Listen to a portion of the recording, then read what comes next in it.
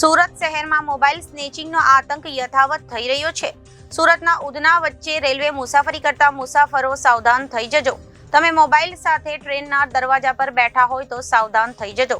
તમારા હાથમાંથી ચાલુ ટ્રેને થઈ શકે છે મોબાઈલ સ્નેચિંગ. એવો જ એક વિડીયો સોશિયલ મીડિયા પર વાયરલ થઈ રહ્યો છે. સુરતના ઉધના વચ્ચે રેલવે મુસાફરી કરતા મુસાફરો સાવધાન થઈ જજો. તમે મોબાઈલ સાથે દરવાજા પર બેઠા હોય તો સાવધાન થઈ જજો. તમારા હાથમાંથી ચાલુ ટ્રેને થઈ શકે છે મોબાઈલ સ્નેચિંગ.